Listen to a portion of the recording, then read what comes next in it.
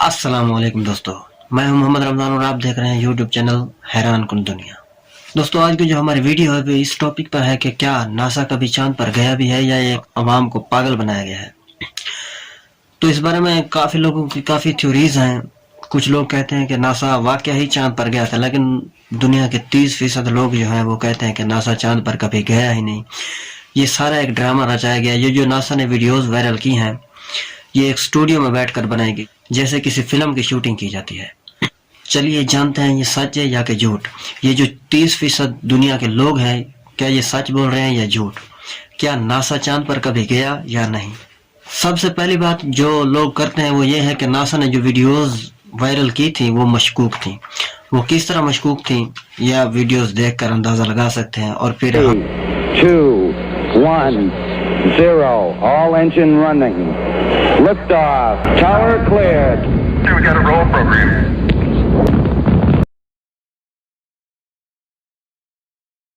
ان کا کہنا تھا کہ چاند پر کوئی ہوا بھی نہیں ہے، لیکن نیل آرمسٹرانگ کے جو جھنڈا لگایا ہے انہوں نے وہ ہل کیسے رہا چاند پر، تو جبکہ کوئی ہوا موجود بھی نہیں ہے، اور پھر یہ جھنڈا کیسے ہل رہا تھا؟ تو اس کا جواب بھی ناسا والوں نے دیا ہے۔ ان کا کہنا یہ تھا کہ یہ جو جھنڈا ہل رہا تھا اس کے اوپری سائڈ پر ایک سپرنگ کی راڈ لگائی گئی تھی جو کہ ہل رہی تھی، جو کہ ریفلیکٹیو ہوتی ہے، لچکدار ہوتی ہے بہت ساری۔ اور دوسری بات سپیئر شپ جو کہ واپس جانے کی تیاری میں تھی، اور اس کے انجن کی سٹارٹنگ کی وجہ سے جو ہوا میں ریئیکشن ہو رہی تھی، اس ریئیکشن کی وجہ سے یہ جھنڈا ہل رہا تھا۔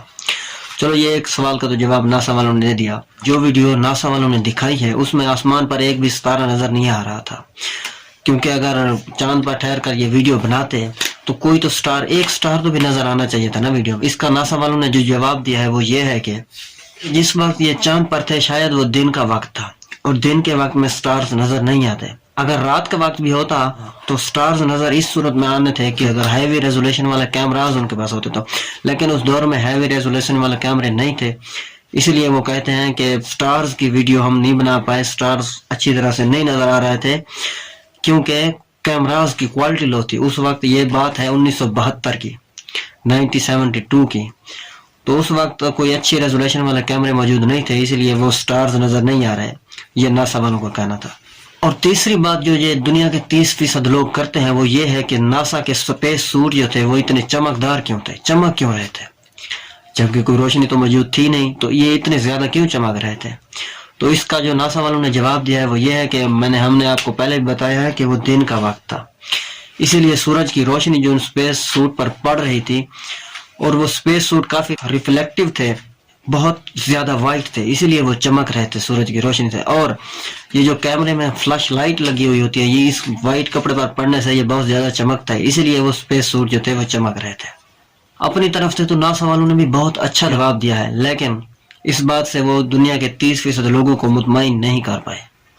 اور سوال جو یہ دنیا کے 30% لوگ کرتے ہیں وہ یہ نیل آرمسٹرانگ کے ہاتھ میں کوئی کیمرہ تو موجود نہیں تھا، تو پھر یہ ویڈیوز کیسے بنائی گئی، یہ فوٹوز وائرل کیسے ہوئے؟ تو اس کا جواب تو سمپل سا ہے کہ یہ جو سپیس سوٹ ہوتے ہیں ان میں بھی کیمراز لگے ہوئے ہوتے ہیں، اور یہ جو سپیس شپ ہوتی ہے جس پر یہ آئے تھے اس پر بھی مختلف مقامات پر مختلف کیمراز لگائے جاتے ہیں۔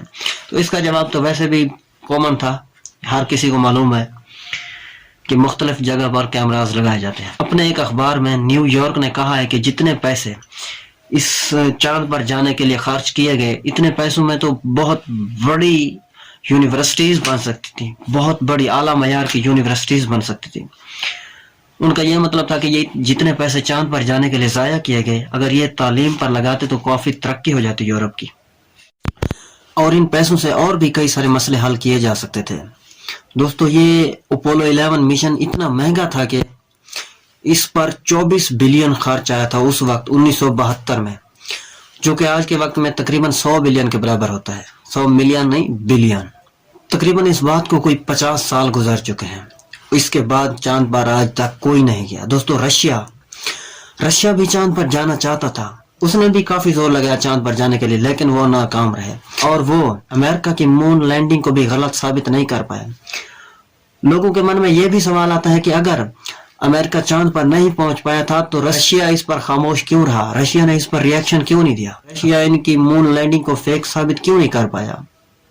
दोस्तों यहाँ पर रशिया की खामोशी को नासा यानी अमेरिका की कामयाबी तस्वर किया जाता है और दुनिया में हजारों लोग हैं जो ये कहते हैं कि नासा कामयाब रहा, नासा का मिशन अपोलो 11 कामयाब रहा। वाकया ही नील आर्मस्ट्रांग ने चांद पर कदम रखा था। तो इस बारे में आपकी क्या राय है ये आप कमेंट सेक्शन में हमें बता सकते हैं। दोस्तों इस मिशन में 4 लाख से भी ज्यादा इंजीनियर्स, साइंसदान, वर्कर्स ने काम किया।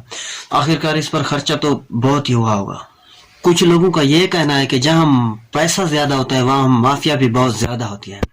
इसे माफिया कहें या नासा, लोगों के जवाब भी सख्त हैं, लेकिन जो जवाब नासा वालों ने भी दिए हैं उन पर भी सोचने की जरूरत है। वो भी जब वो बात करते हैं तो उनकी बिल्कुल सच ही लगती है, क्योंकि वो कहते हैं कि हमने इतना 24 बिलियन खर्चा किया है इन पर, ये सारा फेक नहीं किया हमने, हम जानते थे कि हम चांद पर कदम रख पाएंगे।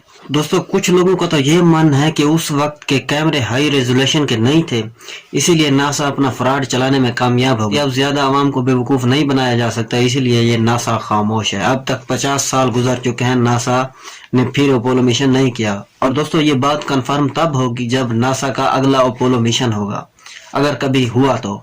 इस वक्त के कैमरे भी अच्छे होंगे और लोगों के सवालों को मद्देनजर रखते हुए वीडियोस बनाई जाएंगी, सबूत के साथ बनाई जाएंगी, तो तब नासा कंफर्म कर सकता है कि भाई हम चांद पर पहले भी गए हैं और अब भी गए हैं। नासा या कोई और मून लैंडिंग या कोई और अपोलो मिशन किया गया तो तब जाकर ये कंफर्म हो सकता है, वरना तब तक कंफर्म नहीं हो सकता।